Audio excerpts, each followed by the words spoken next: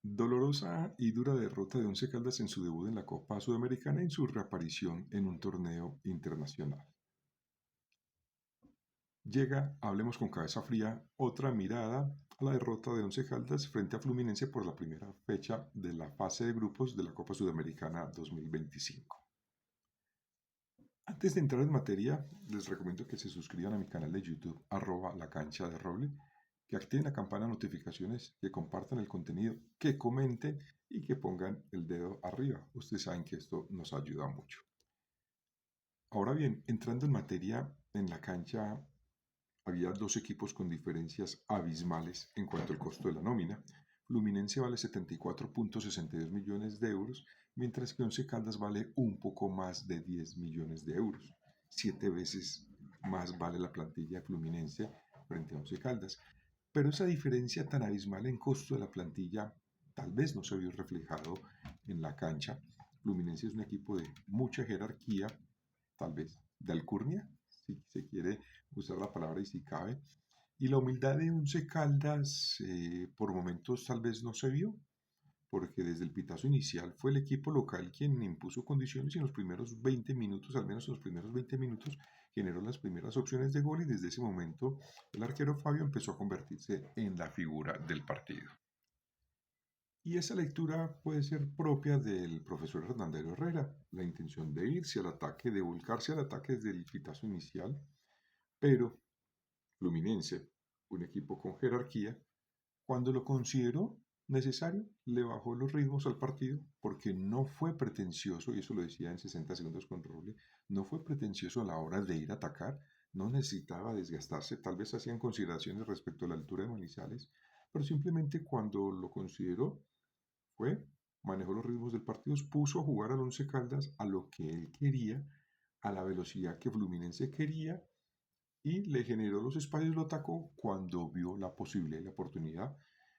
con una dirección de John Arias, que es un jugador de mucha categoría, de mucha clase, que manejaba los espacios, los tiempos y que ponía también a jugar a su equipo. Y así llega el único gol del partido, con una definición excepcional de Cano, a pesar de la estirada y la gran volada de James Aguirre. Once Caldas que puede tener algunas limitantes tácticas. El profesor Herrera es muy fiel a su estilo y es de pocas variantes tácticas. La habremos visto en un par de partidos y ayer frente a Fluminense pues fue fiel a su estilo de juego y con eso Once Caldas trataba de hacerle daño a Fluminense. Para el segundo tiempo con el marcador en contra empiezan a hacerse las modificaciones propias. La primera de ellas casi que es cantada, sale Jeffrey Zapata y entra Luis Palacios y de pronto no fue el mejor primer tiempo de Zapata, pero para mí es un jugador que en cualquier momento puede definir el partido por encima de Palacios que tiene otras funciones más de movilidad y tratar de romper los esquemas y tratar de hacer daño por esa banda derecha y generando alguna diagonal o algún pase, pero lo de Luis Palacios es de altibajos también.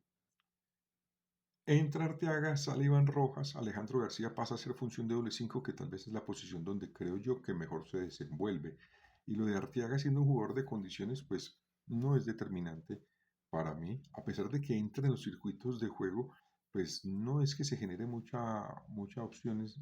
de gol o mucho circuito de juego en los pies de él. Y tal vez es Alejandro García el que más entra en ese trámite y en ese tránsito de balón. Vienen los otros cambios, entra Juan Felipe Castaño, entra Joel Contreras, entra Zuleta, porque es que eso es lo que tiene Once Caldas en el banco, y son jugadores de pronto claves, pero no sé qué tan determinantes y que tanto sean jugadores como para cambiar la historia del partido, pero eso es lo que hay, y eso fue lo que propuso el profesor Herrera, cambios nominales y posicionales para tratar de hacerle daño a Fluminense, y tal vez se le estaba haciendo daño porque Fabio sigue siendo el artífice y que Fluminense mantuviera el arco en cero. Y con esa diferencia tan abismal en nómina, insisto, uno pensaría que las diferencias en el campo de juego iban a ser mucho más marcadas, pero no fue así.